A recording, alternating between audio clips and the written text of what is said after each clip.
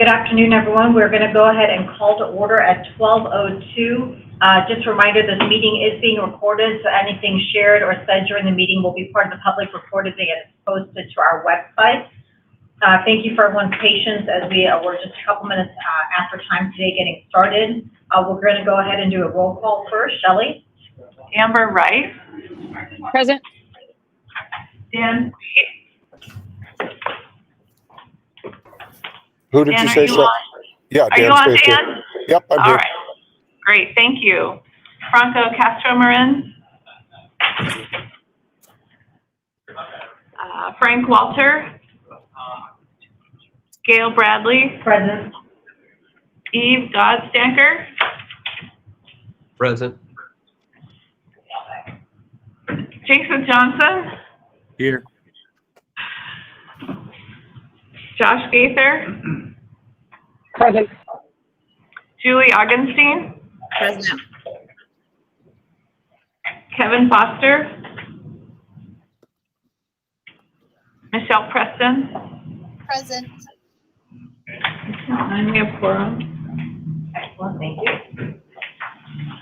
All right, attached in your packet is the attendance report. Just a friendly reminder, if you missed 2 or more consecutive meetings, you will be approached by the Bureau to see if you are still interested in serving on the Medical Direction Commission. Vacancy report, we have 1 vacancy currently for a physician who specializes in severe acute head injury treatment or spinal cord care and who has demonstrated interest or expertise in emergency medical services. If you are interested in applying, you can go to the governor's website of boards and commissions. We have had several recent reappointments for the following individuals: Dr. Spate, Dr. Wolcher, Dr. Gaither, Dr. Foster, Dr. Johnson, and Dr. Rice. So very glad to have everyone reappointed to the committee. We are going to go through some of the next items pretty quickly. The first one is just FR Care Grant. This committee has heard about the naloxone Leave Behind program in the past. That link is on our agenda today. Just a reminder that we did get awarded another 4-year grant for FR Care that will go live October 1st. This time we will have more financial support specific to naloxone Leave Behind, as well as some FTE funding for that. Next on the agenda is the NESESTA Model T EMS Clinical Guideline Update. This was updated and published. The P&D committee has been hard at work reviewing the updates to the Model EMS Clinical Guidelines, which is the national standard, and adopting those to the TDDG. So we will be reviewing those later today. In your meeting packet, there is the 2023 meeting schedule. Shelley did a great job of reviewing this to ensure we didn't have any conflict.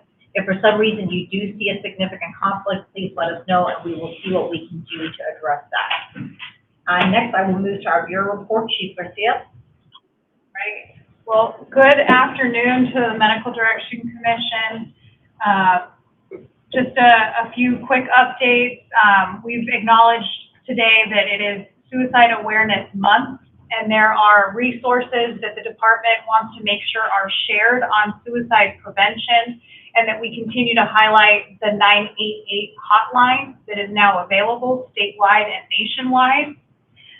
All throughout today, we've been sharing different state and federal updates, and we want to make sure that that information is well disseminated. So if there's any additional information we can pull through to the Medical Direction Commission on EMS and trauma legislative and rule updates, please let us know specifically. I'm going to jump around here on the Bureau report agenda just a little bit to let everybody know that there is a scope of practice update and public comment opportunity posted on our website. That will be available until the weekend. I believe September 18th is when they have it open until. And so please check out our website with the link available on the agenda. This update is consistent with the recommendations we have received from the Medical Direction Commission in alignment with national standards. We have an Arizona Trauma System Snapshot that we have been highlighting today at all the statutory committee meetings. And I'll very briefly just touch on some high notes and ask Dr. Bradley if she has anything to add. This information is pulled from our Arizona State Trauma Registry system that 47 trauma centers currently report to. There are nearly 500,000 injuries discharged from our hospitals statewide, and 65,000 of those injuries are patients that are seen at an Arizona trauma center and included in the Arizona State Trauma Registry. So the data you see here today is, again, inclusive of 47 trauma centers and 65,000 patients that were served at those trauma centers. The number one cause of death that we do see with our trauma patients continues to be falls, although the highest mortality proportions are firearms and motor vehicle trauma for occupants. Scrolling down just a little bit, this year we did decide to break out the injuries at the recommendation of the State Trauma Advisory Board overall and for pediatric patients ages 0 to 17. You can see that when we break that information out, that different mechanisms of injury do emerge for pediatric patients, including child abuse, which has been noted as really just the tip of the iceberg, since we are only looking at information from the Arizona State Trauma Registry. Again, for pediatric patients, we see the top causes of death listed as firearms and motor vehicles. I think most importantly, this report and snapshot highlight risk and protective factors that are opportunities for injury prevention. The State Trauma Advisory Board did a very good job of summarizing that we need to make sure that we are considering access to care and differences across the geography of our state and other demographics that impact injuries and mortality here in the state of Arizona. Some highlights that were discussed were that we have 1 in 4 trauma patients suspected of being under the influence of drugs or alcohol as a major risk factor for trauma. We also continue to see that a third of our population are not using their seatbelts and or helmets. And I think there are more opportunities for us to put our heads together and share some injury prevention messaging and lessons learned with the community. We hope to use this snapshot for some future blogs and pressers about the Arizona trauma system, the services that the trauma system provides to the community, and again, opportunities for performance improvement and injury prevention moving forward. Dr. Bradley, anything to add to that? Thank you. That was a very good summary. I think the one thing to point out to those who weren't on staff this morning, there was an additional 10 pages added to the report this year, which specifically outlined differences in patients from level 1 versus 3 level 4 facilities, and also a really nice graph that showed the increase in number of facilities over the last 12 years. So for anyone who's interested, as the staff report gets approved, as it was approved today, it should be published to the website soon. That may be something of interest to take a look at. The only other thing just to add to scope of practice, again, a big thank you to this group. We did not expect to get scope of practice updated. This group was very vocal about requesting that scope be updated to address 2 specific items, which were EMT venipuncture as well as ultrasound-guided IV in the hospital setting. And so we are appreciative to this group for putting pressure and helping to get that open. So there were many stakeholders that were requesting that. I think very beneficial that this group spoke up. So big thank you about that. Should I get back to introduction? We have 2 new Bureau staff joining us in the last couple weeks. I promise this is the last time we're going to embarrass you today, Russ. Russell Lindholm is our newest EMS Regional Coordinator. Thank you so much for sharing your years of experience with us, and we look forward to working with you. We also have Stephen Ferris, who has just joined us this week as another new Regional Coordinator. And again, Stephen, we look forward to working with you and sharing you as a resource to the community as well. Anything to add, Noreen? No, I'm just looking forward to working with them. It's nice to have 2 more people on our staff. Absolutely. Gail, you can do all right. Next, I can do a quick update on the SHARE program report. So the SHARE program is moving forward. We have continued to collect information from our cardiac receiving and referral centers. We do recognize that certain facilities are changing capabilities over time, and so I think we have a good process in place to hopefully track such as capabilities. In addition, we are finalizing hopefully the SHARE report. Once that data gets finalized, the agency should be getting that soon. On our website, we do have a number of resources, and Julia mentioned has been working really hard to clean that up and get that updated. So any questions about share, you can contact Julia or myself. And next, we're going to move to standing committee reports. Just a reminder, in the interest of time, if you can just give the brief highlights from the meetings for this report section. We do have a busy agenda to get through. We'll go ahead and start with Dr. Augenstein for TEPI report. Thank you. We discussed fall data for ground level falls with hip fracture. Specifically, Vatzel went over destination data, HDD, Arizona Peers, and the ASTR. And she noted that all three of these databases have ICD-10 coding info available, and she could do an analysis. But she needed more information to process her request. So there was discussion about the mismatch of thresholds for submission for national databases versus state databases and the ultimate disposition. Vatzel requested follow-up emails to be sent to her with specifics, and so she can work on generating ground level falls related to hip fractures. And then we also reviewed and discussed the trauma snapshot, and we're going to add the top 6 mechanisms of injuries for pediatric patients defined as 0 through 17.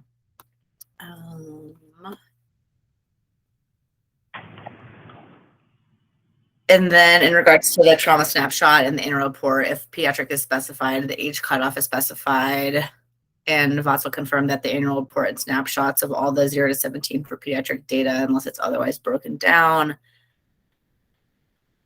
I think that's the big highlights. All right, thank you, Dr. Augenstein. Next, Dr. Johnson for Education Standing Committee.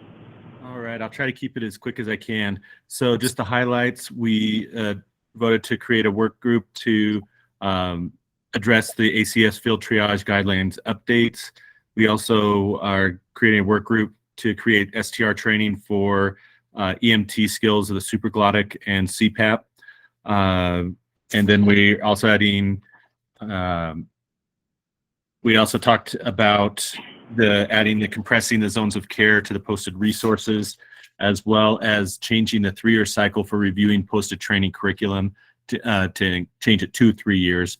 We had several other things that we discussed. The only other one that was significant was that we discussed regarding thrombolytic usage and if we needed an STR curriculum. It was reviewed that in 2021 and 2022, there was no paramedic administration of thrombolytics in the pre-hospital setting, either ground or air. So we decided to hold off on doing any training curriculum at this time. All right, thank you very much. Next for PMD update, Dr. Gaither. Thank you, Dr. Radley. I apologize for the background noise. The PMD meeting, I will update very briefly because we're going to cover all of the content here shortly. I think the major updates were that we welcomed 2 new members, Mark Hansen, as well as Dr. Philip Hannon to the group. Otherwise, we discussed extensively the T3Gs, which we're going to discuss later on the agenda today, so I won't go into detail on those. That's it from PMD. Excellent, thank you. Next up, PACES report, Adam. Hello, we have a full complement of board members with the addition of Chief Proa from Fort Mojave, so we appreciate you there. The PACES continues to create needs-based educational materials. We have an item in front of education, as well as our work groups are also actively producing needs-based topics. And the desk of the EMSC is in the grant writing process.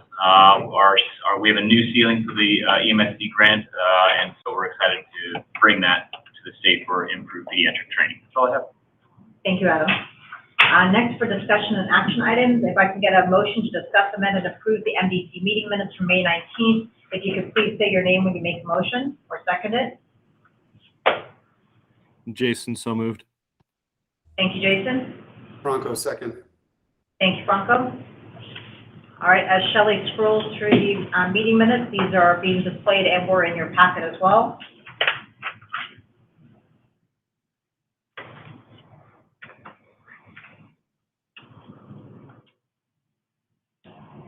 Any recommended amendments to the meeting minutes?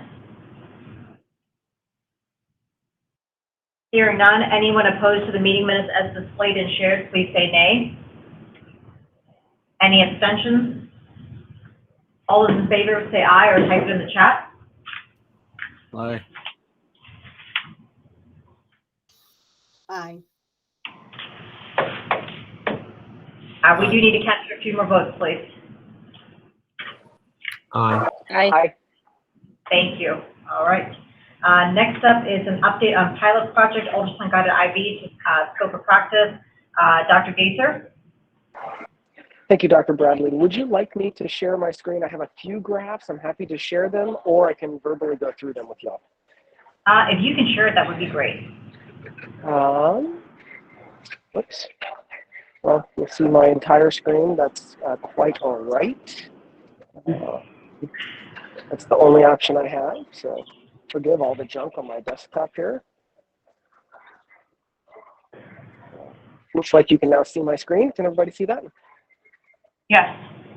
All right. Yes, Again, I apologize for the background noise. This summarizes the participating centers and the number of ultrasounds placed at each center. I'll scroll down to the bottom. You can see that through September 1st, which is when this data was pulled, they've placed 834 IVs using ultrasound guidance. Here's the success rate. This is overall success rate, not first attempt. You can see that's remarkably high, 97% success rate. Following this, you can see the breakdown by number of attempts. Now, the vast majority succeed in placement on the first attempt, followed by a small minority that are successful on the second attempt and one that required 3 attempts. You can see the breakdown here of the location in which ultrasound IVs were placed, the vast majority being placed in the forearm, which is quite frankly a little surprising. I would anticipate more of them being placed proximally in the arm in either the antecubital or brachial areas. You can see the basilic vein was not as commonly used. Here's the reported complications. Again, vast majority having no complications. 24 episodes did report some type of complication. Here's the breakdown of those. Hematoma at the site and infiltration, not surprisingly, were the most common. Those others, you can see broken down here.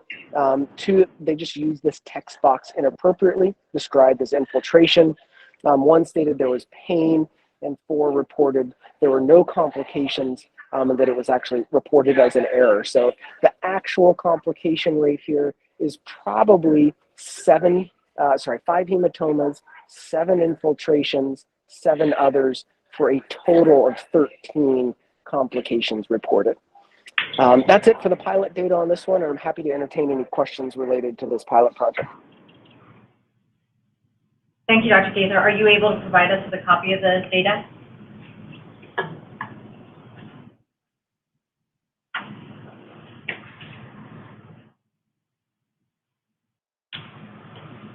He might not have heard you.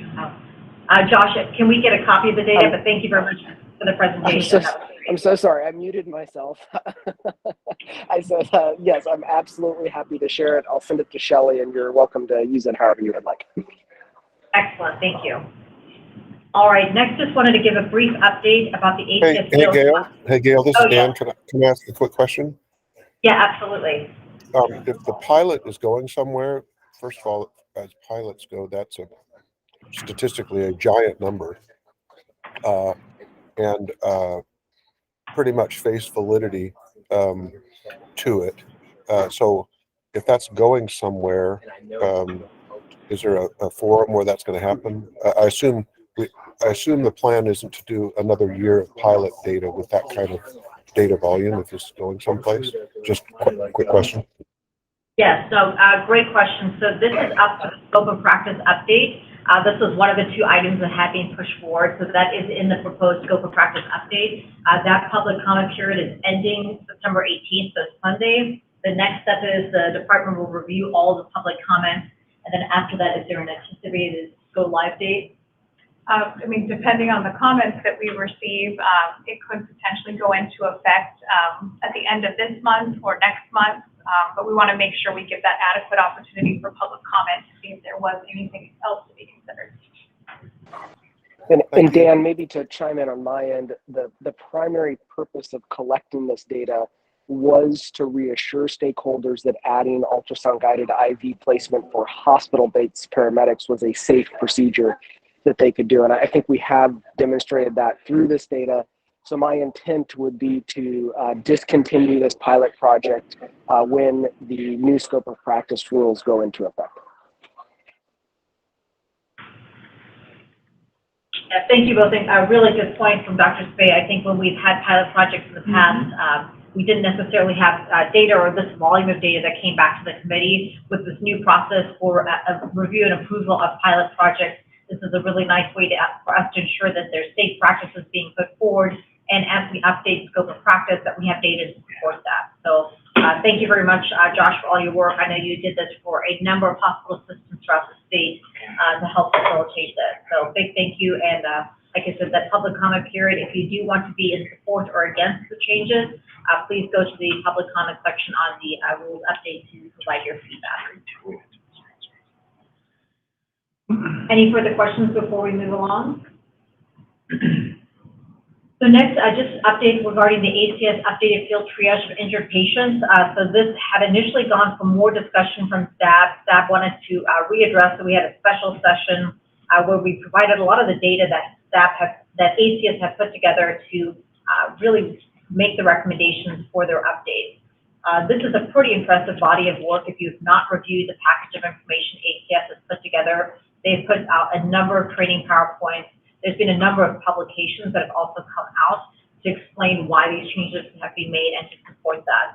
So staff did decide to endorse the ACS updated field triage of injured patients. And as such, we asked the education committee to work on creating training. One of the things that was identified from staff was that some of these changes will need more explanation. So for the EMS field provider, there are some substantial changes that need education. And so education committee took that upon themselves. They had a work group have finalized their training, which will go to the meeting in November for a review and approval. That committee has also been willing to actually record that training and provide that in a format that departments can upload to their training platform, which will be very beneficial for everyone across the state. So a big thank you to both staff as well as the education committee in helping this move forward. Next, we'll move to discuss the EMS and Hospital Collaborative Forum. Remind me, we don't need a motion. No. We wanted to share some updates on the EMS Hospital Collaborative Forums that have been taking place. There have been several collaborative meetings with stakeholders from the EMS and hospital system coming together in the central region. Through those meetings, this collaborative patient offload plan has been adopted region-wide for all of the EMS agencies and hospitals in the central region.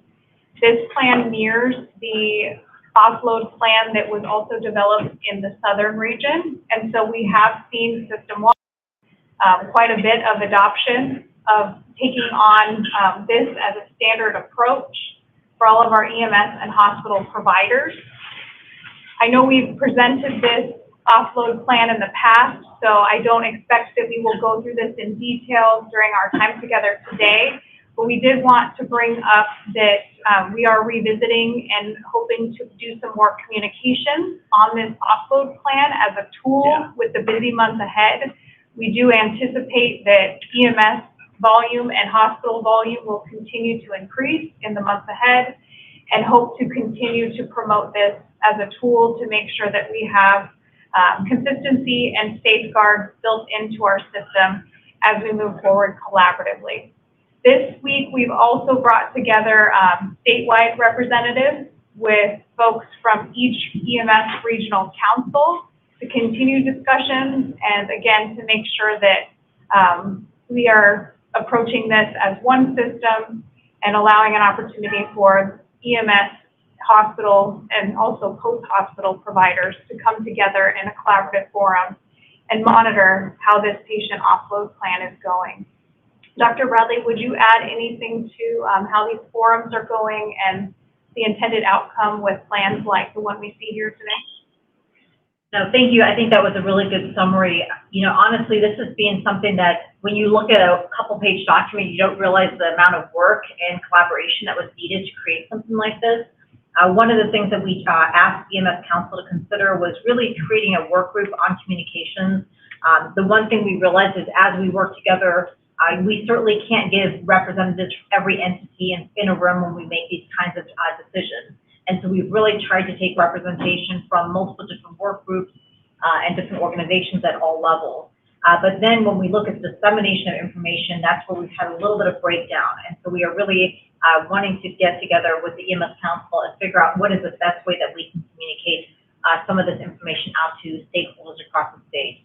As we look at the upcoming fall and winter season, this is anticipated that we may have a pretty heavy influenza season. We still have COVID in this community, along with all the acuity increases that we've seen in the emergency department and pre-hospital setting.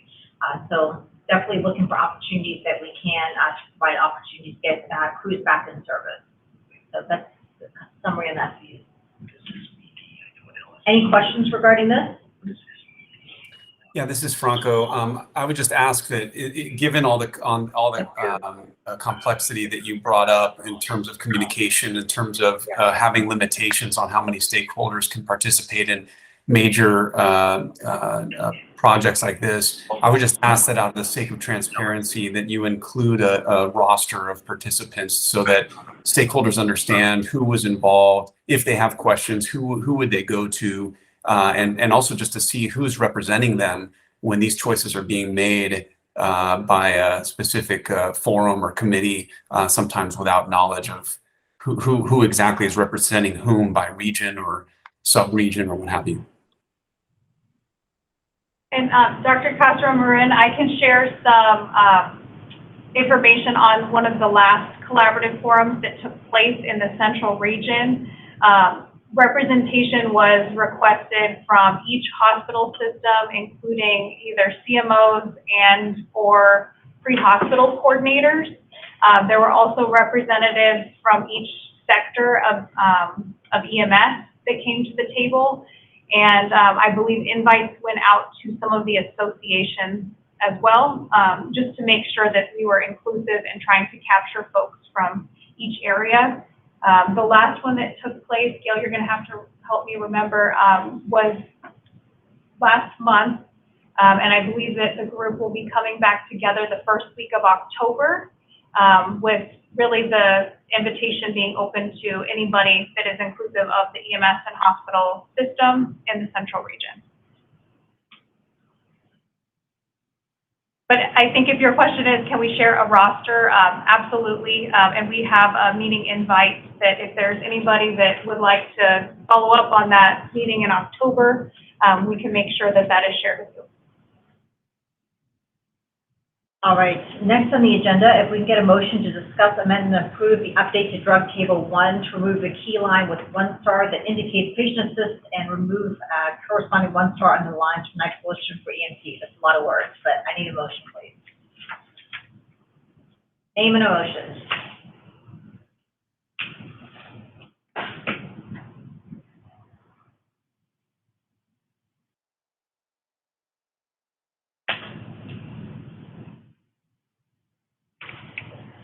All right, again, we need a motion on the table to address item E on the agenda. This is Jason, so motion. This Thank is you, Amber, I'll Jason. second. Thank you, Amber. All right, so this is just a little bit of cleanup work. This was recognized that we had updated Arizona scope of practice to match national scope of practice, which was removal of patient assist. That was removed from the national scope of practice. We did not realize that the drug table still included some verbiage, and that had created some confusion. So this is really just a simple cleanup to remove what's highlighted in yellow to essentially make sure that we are aligning with scope of practice. Any questions regarding that?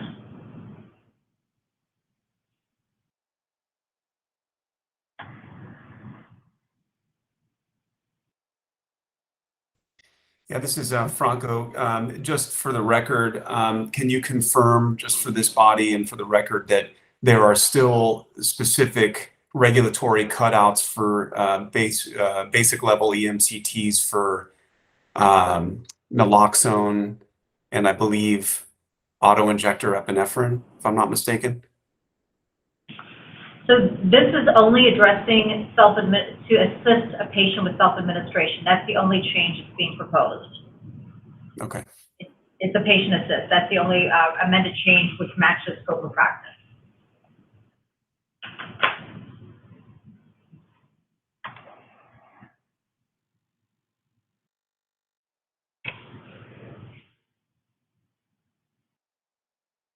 Any other questions?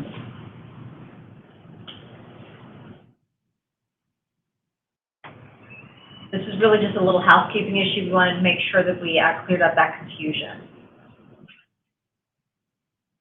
Hearing no further questions or comments regarding that change, anyone opposed to deleting the areas highlighted in yellow, please say nay.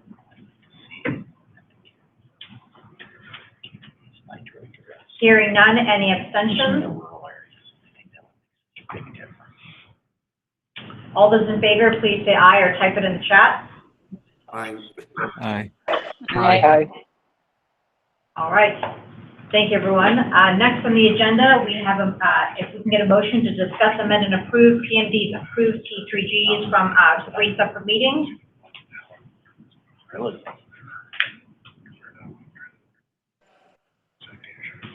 Gail, this is Amber. I'll make a motion to discuss. All right, thank you, Amber. Can I get a second, please? Franco, second. Thank you, Franco. All right, so PMD, a big thank you to the PMD committee. As you can see, they have met 3 times, 3 months in a row. Not only have they put in time to review their individual sections, but that committee has met to really work on updating these. The last time we did this process, I think it took almost 2 years. We are on a very ambitious pathway to try to get this done in 6 months. One of the things that we did was to really try to highlight some of the questions that we wanted this committee to weigh in on. Those are highlighted in yellow, where there's some question or discussion, as well as in red in certain pages. So there is a lot of documents here. Again, I wanted to make sure we can spend up until the end of the meeting time discussing this, but wanted to make sure we really address the specific areas. If we can maybe start at page 5.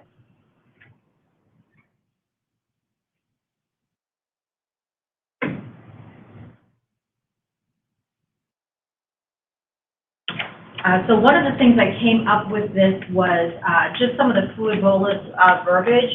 IV fluids are SDR for EMTs. The one question that kind of came up from some individuals after the meeting, right now we have it listed and highlighted in yellow. If you scroll just a little bit further, Shelley, you'll see that in this format we had listed it in yellow as an SDR, and then we also listed it again below under AEMT, which then would apply to the paramedic level. What I want to point out is when we go through looking at some SDRs, and certain things like end-tidal CO2, IV fluids have become an SDR at the EMT level, will it be an apparent to an AEMT, EMTI, or paramedic if we only have it listed as SDR, but we don't list it again without the SDR verbiage below? So just something to kind of think about as you look at that formatting, making sure that there isn't someone who would be looking at this and not recognize that they are able to do that skill. The next, if we can scroll to page 7. So we made some, the committee wanted to make some changes to the Dextrose verbiage. And I just wanted to make sure that if we look at the current verbiage that was recommended by PMD, this actually would result in different patients, peds versus adults, getting different doses. So if you look at the adult dose for D10, it's 1 ml per kilo. If you look at the pediatric one, it's 5 ml per kilo. So I think the historic teaching had been 5 ml per kilo, but when I went through this again, I just noted that discrepancy and wanted MDC to weigh in on that.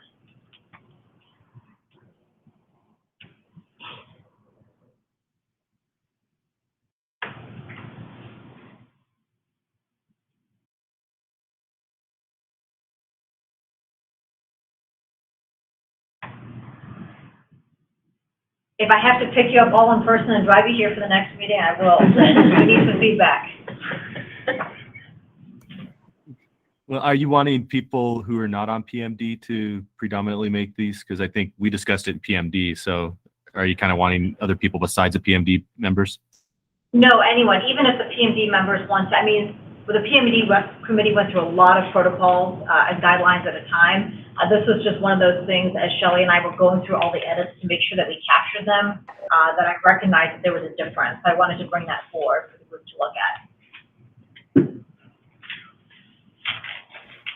So I like the change. And I think that's why we put that in there.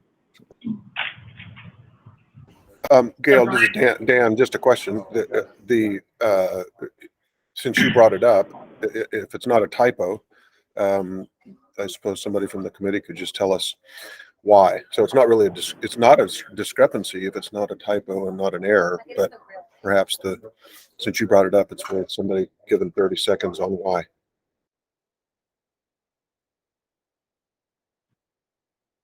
Brian has his hand raised. Yeah, I see Brian has his hand raised as well. Brian, if you want to weigh in, and then we can get back to Dr. Spade's question. Well, I'm sorry. This is on another topic that's in this specific guideline, and I guess I'm a glutton for abuse and so on. I remain concerned in the line above this about the criteria for release without transport and conflicts with HB 2431. So I realize there's literature that says that this can be safely done, but item 2, which is directed specifically at EMCTs, not medical directors or base hospitals or anything else, because this requires counseling a patient to not necessarily be transported to follow this. And it says that we are not supposed to, EMCTs shall not counsel a patient decline emergency medical services transportation except part of a specific alternate destination or treat and refer program that includes quality management and comprehensive medical direction oversight. These guidelines are designed for medical directors to be able to adopt, not adopt, modify, and so on. And I remain concerned that this is going into a general guideline that has no guarantees as outlined in that section that I just read. So I get that we transport people possibly in this area who don't need to be transported, but I think the key thing is that this is saying that we're actually going to counsel patients perhaps to not be transported. And as this is just out there floating around, available to anybody on a website, no guarantees about meeting the criteria that we're setting up somebody or along the line to run counter to HB 2431. Thank you. Thank you, Brian. Any of the members who are on the PMD want to kind of speak on that topic? You mean other than just the absurdity of the entire concept of legislative medicine?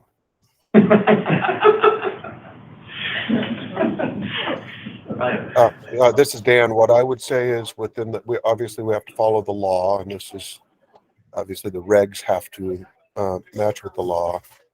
I would recommend that those who are most sensitive to and knowledgeable about what's happening at the patient provider level in the field suggest verbiage that while complying with the law, it would be at as much freedom and protection to the provider as possible. And I'm not expert in this arena, so I can't say what that verbiage would be, but I would make it the least restrictive and the least legally risky for the provider that still complies with the law. That's I think that makes sense to me. And if that is not yet been nailed down, then I would send it back to perhaps even a subcommittee of PMD to really work through that. Because again, we have to comply with the law, but we want to make sure that we don't state it in such a way that it's more risky or more restrictive than it needs to be. Those are my thoughts.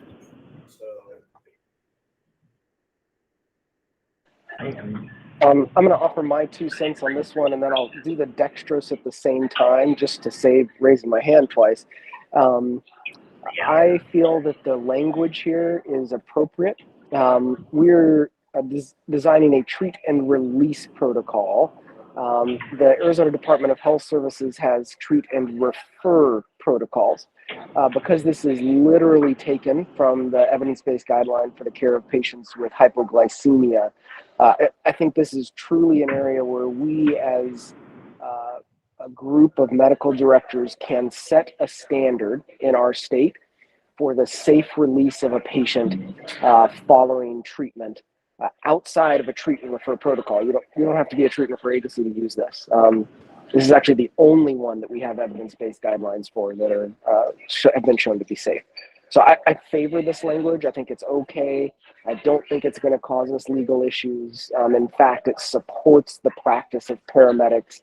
I should say the evidence-based medicine practice that paramedics do every day. With that, I'm going to also briefly touch on the Dextrose question down below. I've thought about this a lot, and I apologize for a little flip-flopping on my part. I believe I was actually the author of this one. I would really favor a really simple 1 milliliter per kilogram dose for adults and children. That's what we use in Southern Arizona. Not only does it make the math easier, but it reduces the risk of dosing errors by making the dose consistent across all patient populations. So the wording is very confusing as written. I think we can make it really simple by simply saying 1 mg per kg of D10, max of 200 milliliters. Hell yeah. I agree. Yep. Good idea. Thank you, Josh, for input on both of those items. So By the way, that also decreases the absurdity of if you haven't reached your 18th birthday, you get one volume, and if you have reached your 18th birthday, you get 5 times the volume, which just at face value is absurd. So, or whatever the age cutoff is. thank you, Dan. And Matt, you had your hand up in the room as well. I was just curious, are there other protocols that have a criteria for release without transport? Because it seems like, you know, if the concern is the legality of it, like, does it need to even be written in the protocol? The paramedic would conceivably need to be patching anyway to get online medical direction to get a refusal. So does it really need to be, if it's contentious, does it even need to be there? I guess that's my question. This isn't a refusal, though. That's the point, is this isn't a refusal. But if they administered a medication, wouldn't they then need to get a refusal to let the patient go? Not according to this.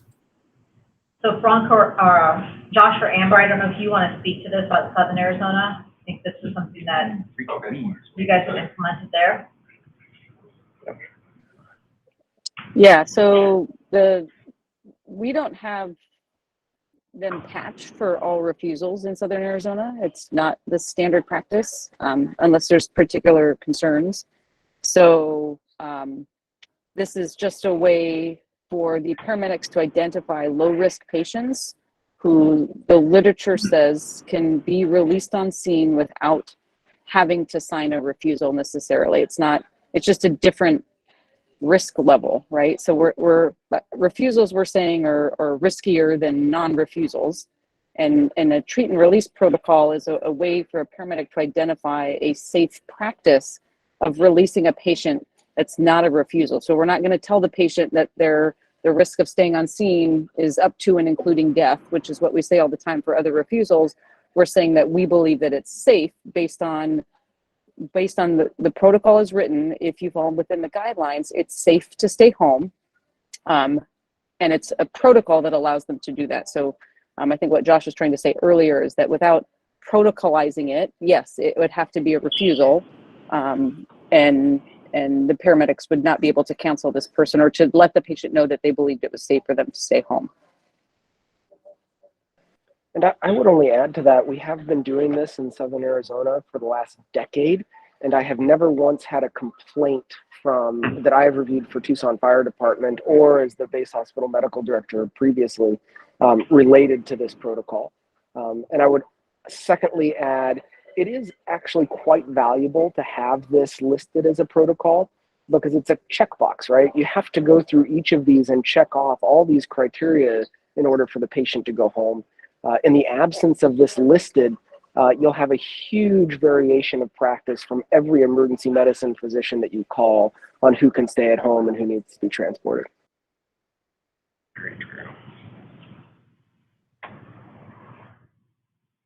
All right, thank you both. So I think some discussion regarding that, and then also a friendly amendment from Dr. Gaither regarding the D10 dosing to be updated to 1 ml per kilo, max 250. I'm assuming you're going to say, Josh, for all age groups. Is that correct? Yes, that's correct.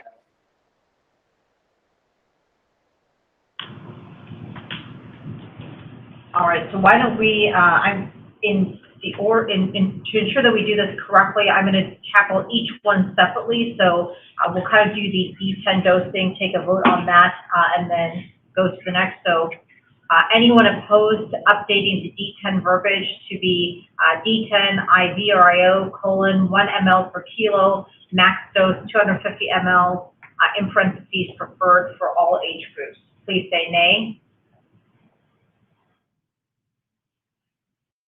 Any abstentions?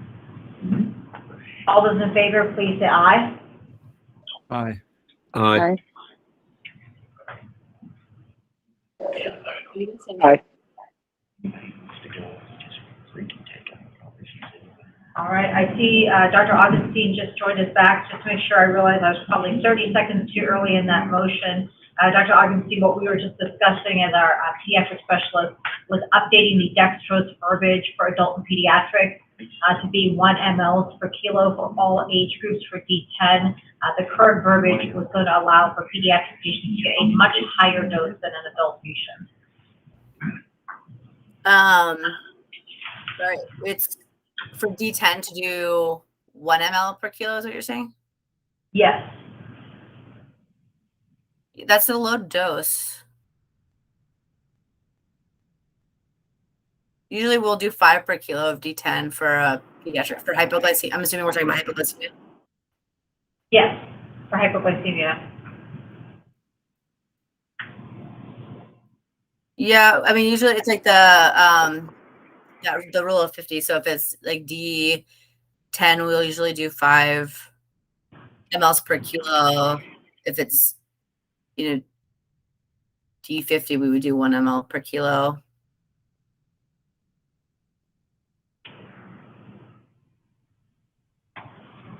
It says 5 mLs per kilo of D10. Yeah, so this current verbiage here said that the question that came up was that we had pediatric patients getting 5 mLs per kilo, adult patients getting 1 ml per kilo, which would result in essentially many pediatric patients getting more dextrose than an adult patient would. I think kids need, my understanding has always been that, in adults, so we'll just do maintenance fluids of NS, and in kids, we're always adding dextrose. But if I have a kid that's hypoglycemic in the ER or I'm giving medical direction, I would, for D10, I would do 5 mLs per kilo. Up until what age, Julie? That's a fair question.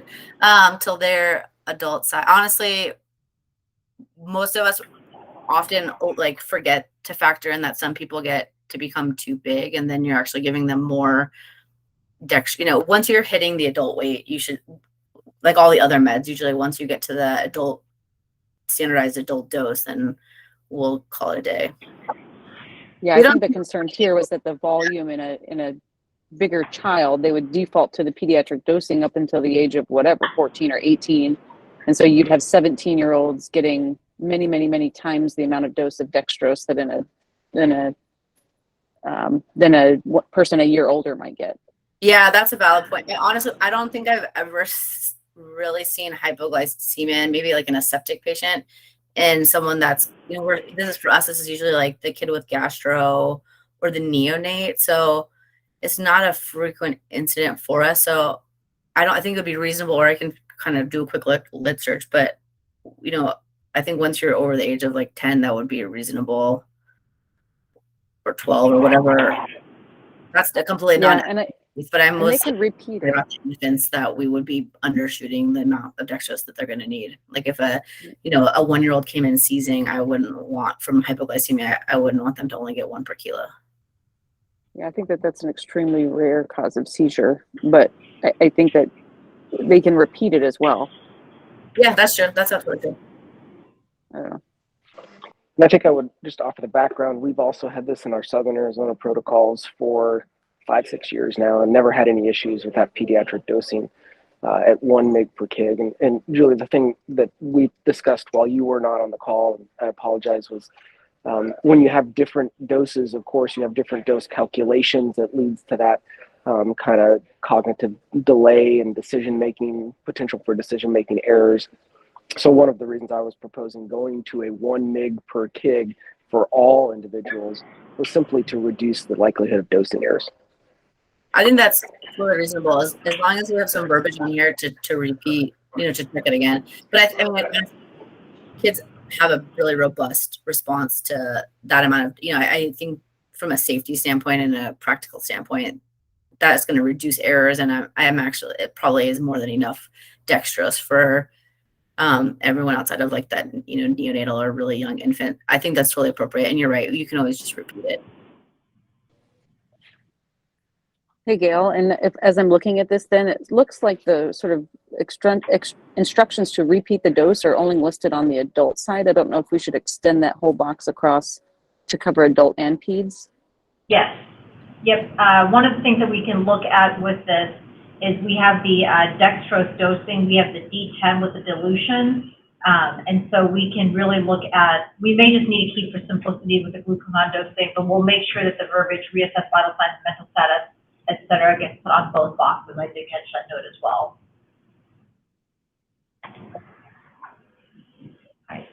Thank you. Sorry to have that discussion after we voted, but I saw Dr. Augustine had joined us again, so I wanted to make sure we included her in that discussion. Next on this guideline, I just want to make sure that we do take a vote on the treat and release language in the section that is right above AEMT. Anyone opposed to including the treat and release verbiage, please say nay or type that in the chat.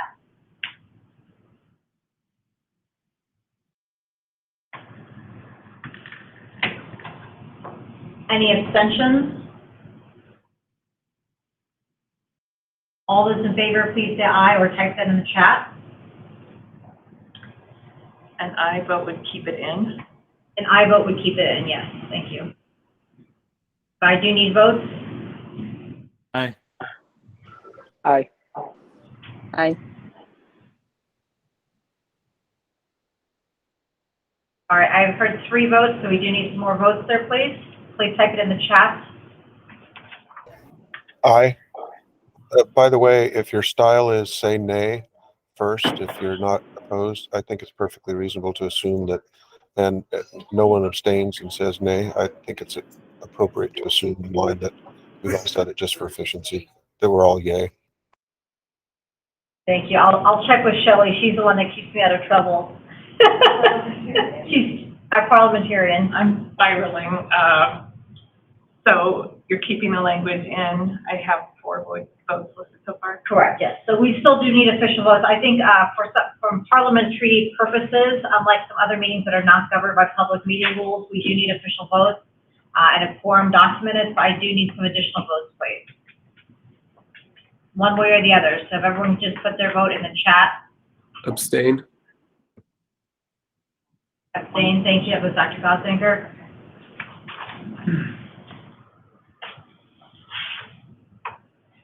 Josh, but I don't want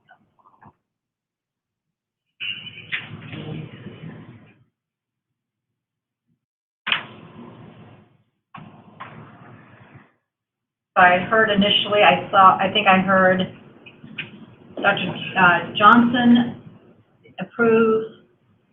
I heard Dr. Rice. I heard Dr. Spate, but just confirming that. Yep. Augustine approves. Thank you both.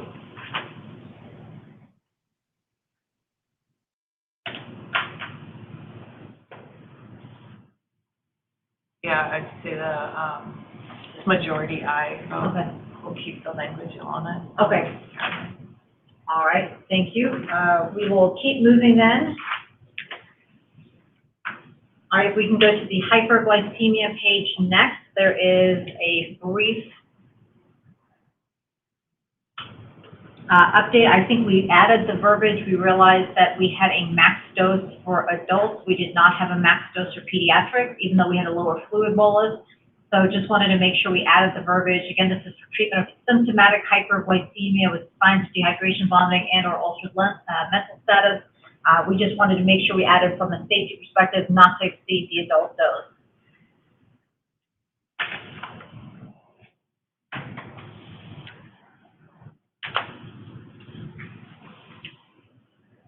Any thoughts or input on that one?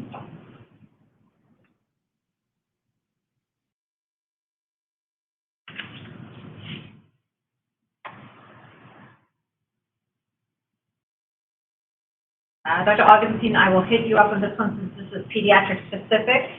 I just want to make sure you felt that that was okay. This would be treating hyperglycemia, but just allowing some fluids, but with limiting it so it does not exceed the adult amount. Yeah, I think that's great. In the last, I don't know, 5-ish years, the endocrine people have actually gotten a little bit more liberal with, we used to do like 10 mLs per kilo, and then they went up to 20 mLs per kilo, and they've recognized that we're probably under fluid resuscitating a little bit initially. So even for type 1 DKA. So yeah, I think that's appropriate. Okay, thank you. We're going to take a quick vote on this page then, since it's a change from the PMD. Anyone opposed to that verbiage, please say nay or type it in the chat. Hearing none, any abstentions? Hearing none, all those in favor, please say aye or type it in the chat. Aye. Aye.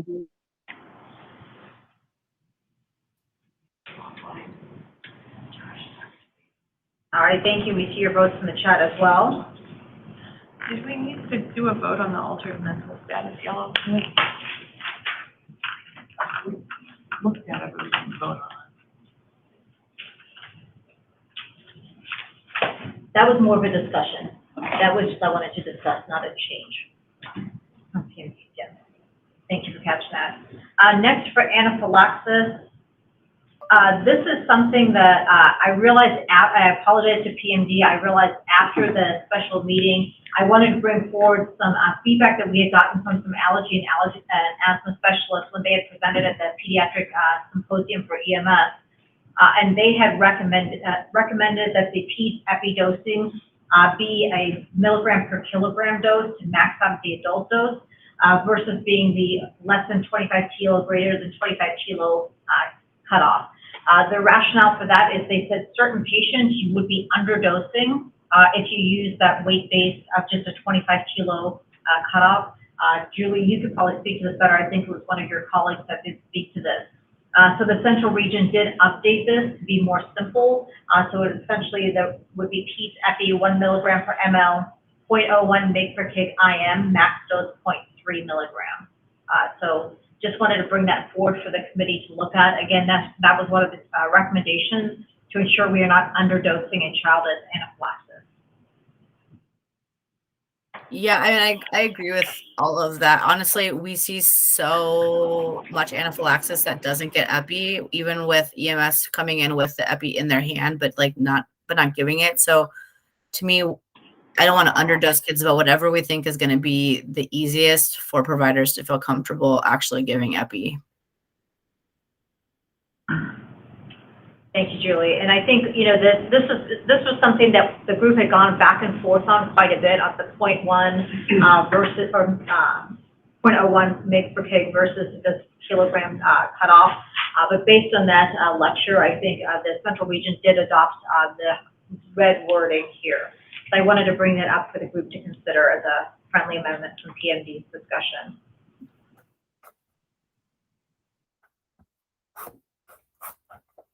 The other thing that was updated was also PMD did recommend that repeat if you have continued signs of anaphylaxis. It used to read repeat Q5 to 15 minutes. This was updated to read Q5 minutes, recognizing that again, if someone is still in anaphylaxis, we don't want to keep watching them if they're still symptomatic at 5 minutes.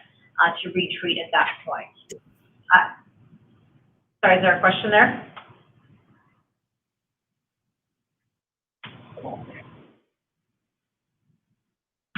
And if we can scroll down a little bit further, this was something I wanted to make sure the group looked at. So I think several years ago, PMD and MDC voted to follow in the census lead and not include steroids for asthma and anaphylaxis. It's one of the key things that's still continued in the NASEMSO guidelines, stating that many of these patients it's not indicated at all, and so it's really not in the treatment algorithm. And we see many providers going to steroids when it's not the treatment of choice and avoiding the epinephrine. PMD group recommended potentially adding this back in. So I wanted to make sure that MDC at least had that discussion point and thought about whether or not they wanted to include that. Again, this is not in the national guidelines, has been discussed previously, but wanted to bring it up if the group was going to vote on adding that back in.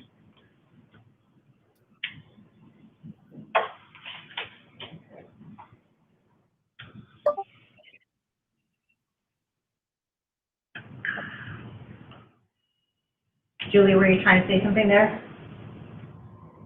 Oh, no, I just didn't have it muted. Sorry about that. Not a problem.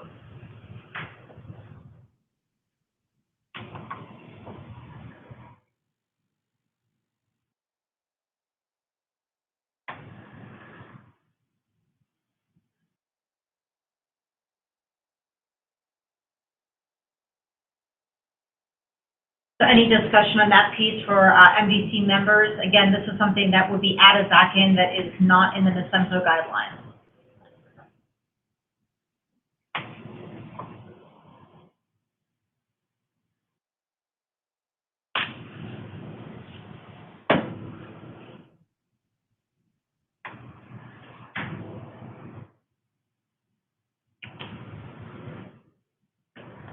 All right, while everyone's thinking hard at work there, we will go ahead and take a vote first on the pediatric epidosing. Can I get a motion to approve pediatric epinephrine 1 milligram per ml, 0.01 mg per kg IM with a max dose of 0.3 milligram anterolateral thigh?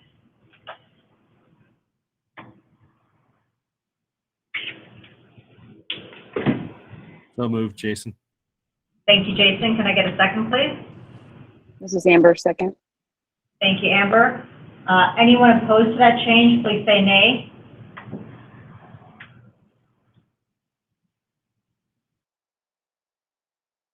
Any abstentions? All those in favor, please say aye or type that in the chat. Aye. This is Dan. Aye. Sound like a resounding aye on that one. Okay, so we have covered that point. We will go ahead and make that change. All right, back to the bottom point. Anyone want to make a motion to include this verbiage regarding the steroids?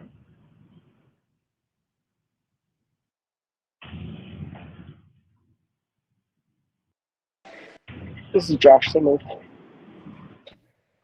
Second, Jason. Okay. Anyone opposed to including the language as outlined below, please say nay. Any abstentions? All those in favor say aye.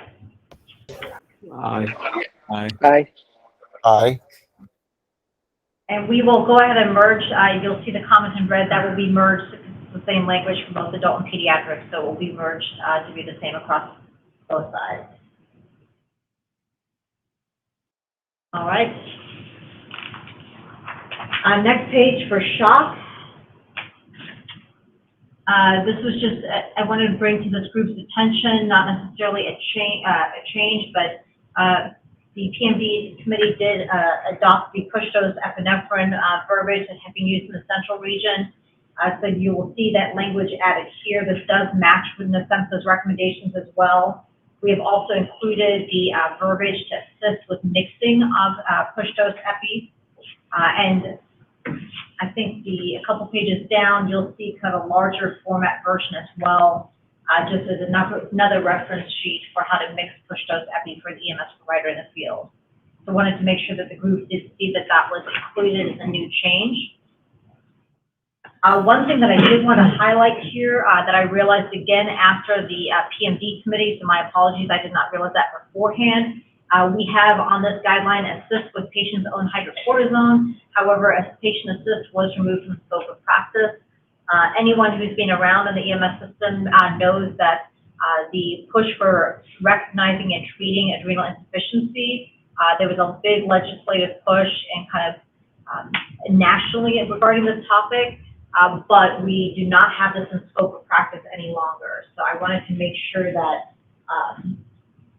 we brought this forward. Again, the patient or the family could administer theirs, but that was removed from scope of practice. I wanted to bring that forward for this group to think about how they would like that to look. So if you can scroll down just a little bit further, Shelley, because it is on right there, a little less, other direction. There we go, perfect. So we've got assist with patient's hydrocortisone, and if you look under adrenal insufficiency treatment, you'll see the patient's dosing listed there under both adult and pediatric.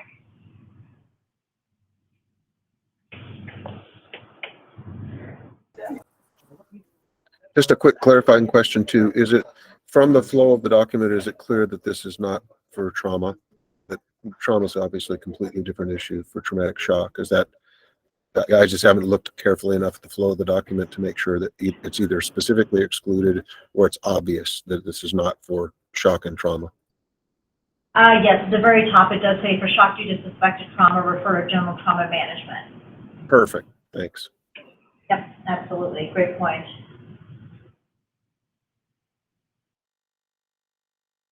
So any thoughts from the group regarding this?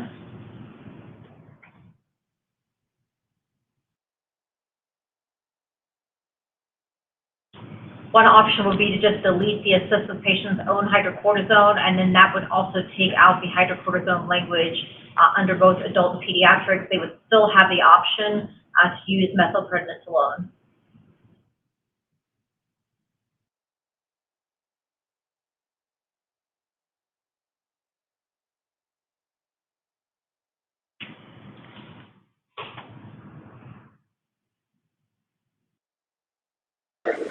So, Gail, I apologize for this question. I should have done more homework beforehand.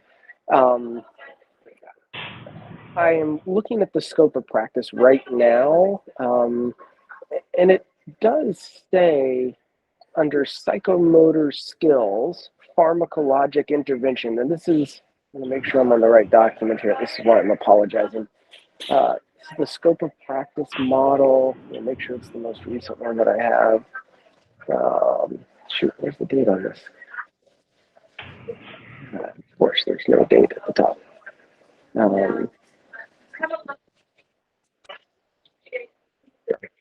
If anyone else has a comment, feel free to go while I try to make sure I'm using the most current scope of practice.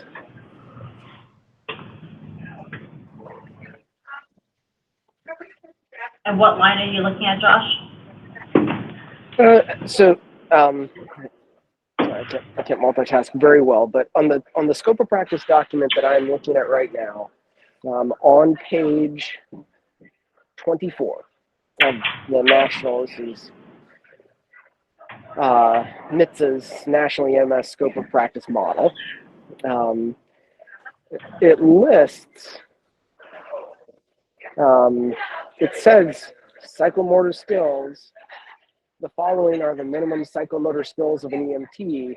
Assist patients in taking their own prescribed medication. So, not knowing what version, Josh, you're looking at, we had updated our scope to match national scope update, which they did like a mid-cycle update. So, not looking at that, but looking at Arizona's scope of practice, we don't have patient assist in Arizona's scope of practice any longer.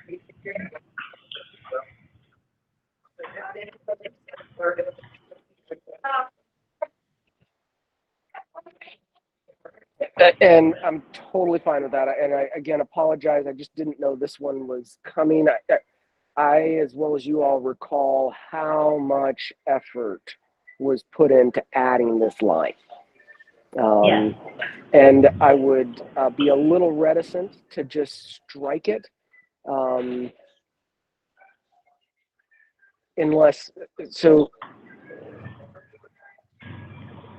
correct me if I'm wrong, the change we made to the drug table just now was for EMT administration, assist with administration, right? It was listed there because we had it noted only for patient assist was listed on specific drugs. So that's why it was there for EMT, was because it was related to specific medications on our scope of practice. Yeah, And I'll abstain just because I don't have. Sorry, I'm just not fast enough to get the answer right now, so I'll abstain.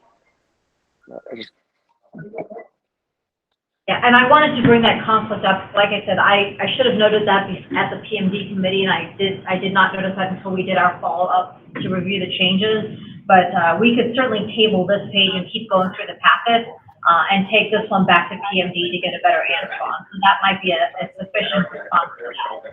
Yeah, this is Dan. That was my suggestion. Can we just do that by acclamation? Yeah. Just to send that back. This is Jason. I agree. Let's send it back because I don't want to make a hasty decision. Yep. Brian, I see your hand raised.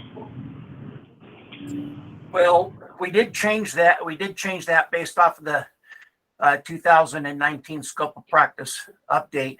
Patient-assisted meds really covered everybody because when it begins at the EMT level, it proceeds up through every level above that. So from just a sheer technical aspect, the way scope of practice works is patient-assisted meds move all the way up.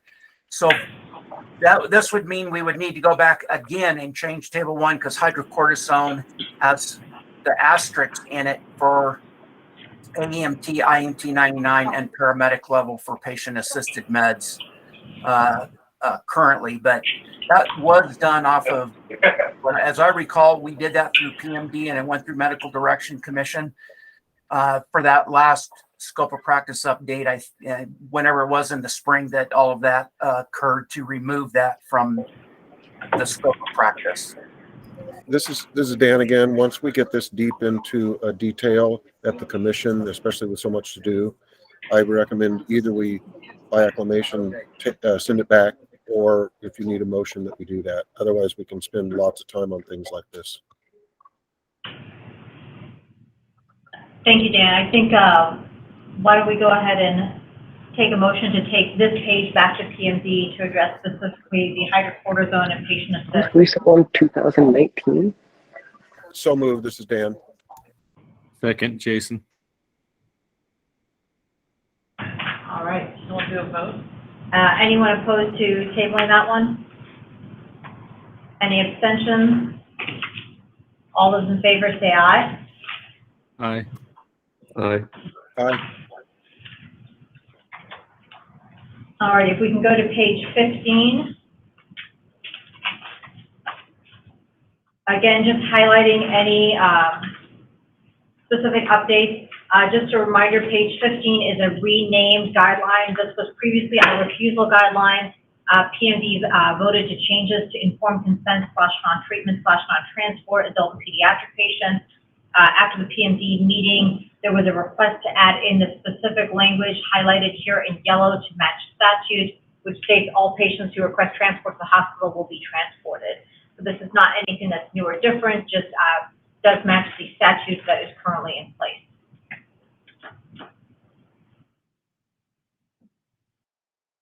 Any concerns about that verbiage? All right, can I get a motion to approve this page? Motion to approve. Thank you, Julie. Can I get a second? This is Amber. I'll second. Thank you, Amber. All right, anyone opposed to this updated guideline with the additional language highlighted in yellow, please say nay. Any abstentions? All those in favor say aye. Aye. Aye. All right, next up, I believe, is page 18. Yeah, sorry, the number's cut off there. It's pulmonary edema. All right.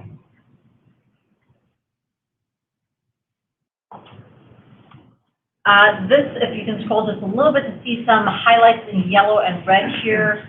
When Shelley and I were doing some cleanup, we noted that there was a little bit of discrepancy here. We had pulmonary edema, performed 12 lead and transmit, goal within 5 minutes of patient contact. I think the goal 5 minute patient contact regarding 12 lead is typically for ACS. I don't know that that's necessarily for a pulmonary edema patient. So wanted to bring that to this group to refer to. And then it also says, just to confirm that we're asking them to perform and not interpret, because EMTs cannot interpret a 12 lead. They can perform and transmit. Those two specific items are within scope.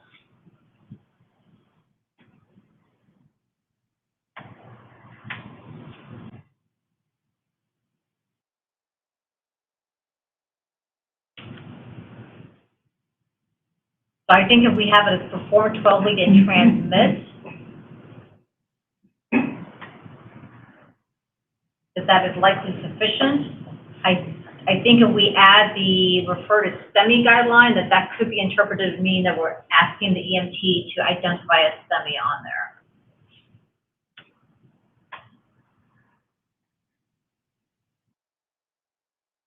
So just, I would make a recommendation that the group is okay to take away the goal within 5 minutes of patient contact. I don't know that that's necessarily the data to support that for pulmonary edema, especially if you're managing someone with acute respiratory distress. That could be hard to do. Any thoughts on that?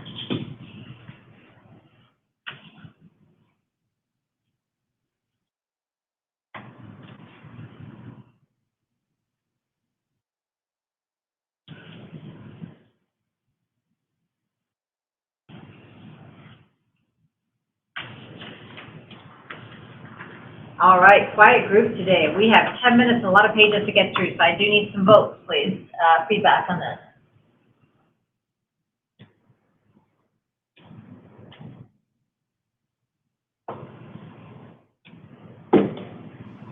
I'm comfortable with this.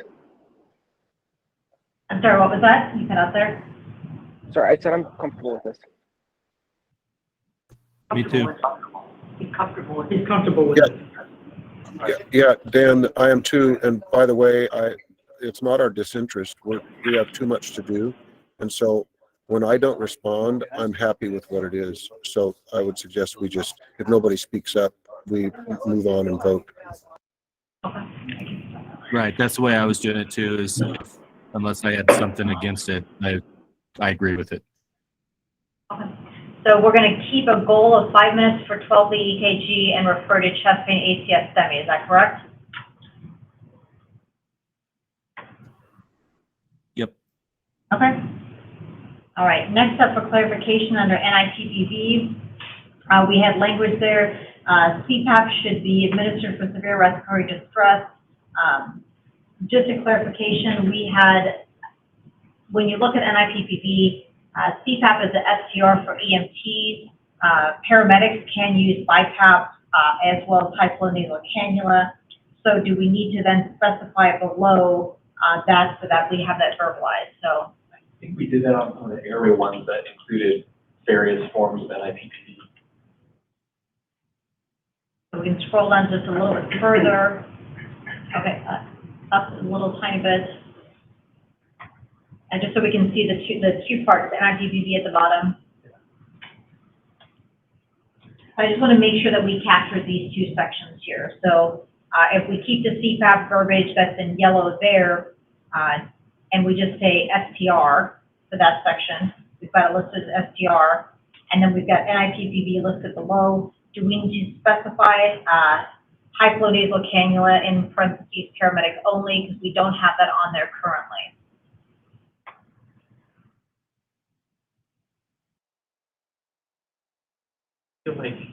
Sorry, I thought we had gone over that previously. I don't know anyone in Arizona that carries high flow nasal cannula in the field.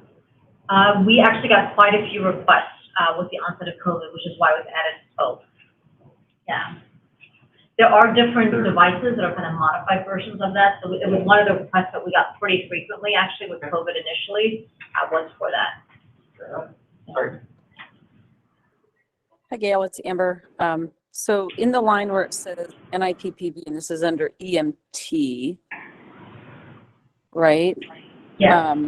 Do we even need the line that says NIPPV and then NIPPV STR for EMT? Because what we're trying to clarify is that it's only CPAP, correct? Correct, yes. So we just get rid of the line that says NIPPV and then just make it that the CPAP line? And then say STR? So I think what might be confusing is that we say NIPPV and then we say CPAP. Yeah, and I think the tricky part is AEMTs can do CPAP, as can EMTIs, but paramedics are the only ones that can do BiPAP and high flow nasal cannula. So trying to make sure we capture all three of them in here.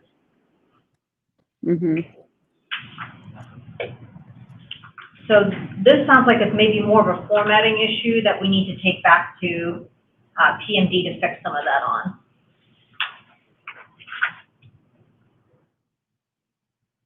Does the group agree with that? I agree. Okay, thank you. That's good. All right, can we get a motion to send the pulmonary edema back to PMD? Do we have to do all of motions for all of these? Shelley? That seems frankly absurd.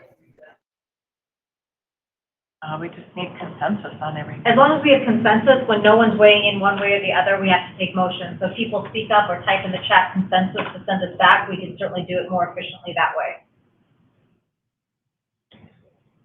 So. Yes. Everyone, thank you, Dan.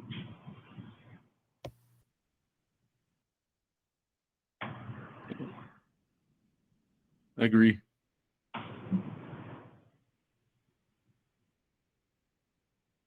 All right. Well, in the interest of time, I do not think we could try getting through the RSI. This is a new guideline specific to STR. PMD reviewed this at length. This is the final version brought forward. Upon further review, we did not see anything that needed to be specifically addressed by the committee. Cardiac arrest, adults age 8 and older. One of the things we noted at the bottom was under calcium. We did not have the pediatric dosing there, so I just added in the pediatric weight-based dose to meet the adult max dosing, so that was added in. So just need consensus from the group that they're okay with that dosing and that addition to weight-based at the bottom. I agree.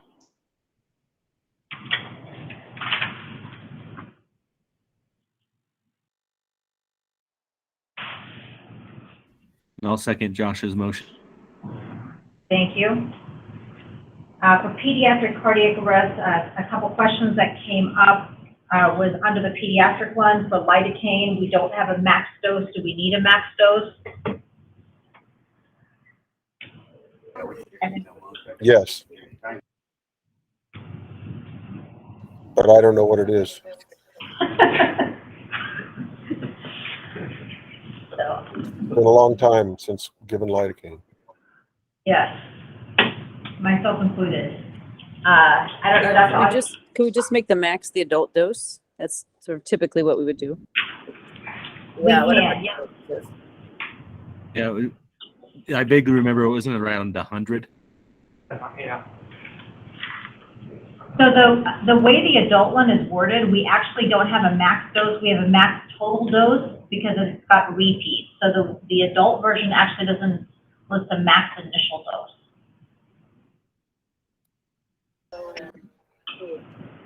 What does it have? I don't think we should wing this. We all know what can happen with too much lidocaine at any age, so I think we should send it. I make a motion we send this back. All right. Thank you, Josh. Dan, I hear one motion to send the cardiac arrest less than 8 back to PMD. Hey, it's Gail. It's Amber. I will motion to send this one back. Okay, thank you. All right, so we will send that one back to PMD as well for a little bit of cleanup. We have just 2 minutes left in the agenda time, so we will go ahead and come to a stopping point. If I can get a motion to officially approve all those that we discussed, any that we will send back to PMD, please, if we can just reaffirm that motion and vote on it, please. Can you clarify? I don't think we voted on Josh's motion, and I think our approval of sending back the one, but we still have the other one on the table with Josh's motion in a second. Or was that all together? I'm not sure which one Josh was referring to.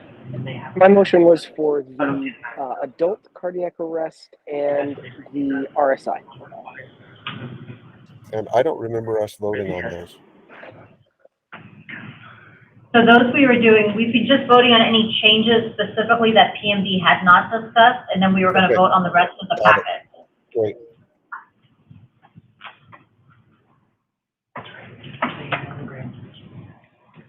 So I just need a motion to approve up through cardiac arrest adults, and then with any we've marked to go back to PMD, we'll go back to PMD. So moved. Thank you, Josh. Can I get a second, please? Second, Jason. Thank you, Jason. Any opposed, please say nay. Any abstentions? All those in favor, please say aye. Aye. Aye. Aye. All right, thank you. Aye. Any agenda items to be considered for the next meeting? Call to the public.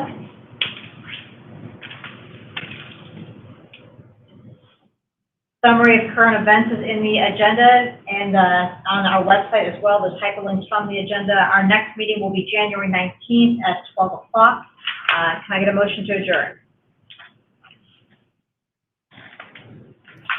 Yes. I move to adjourn. All right, thank you very much. Meeting is adjourned. Thank you, everyone. Thanks, Gail. Great job. Have a great one. Everyone.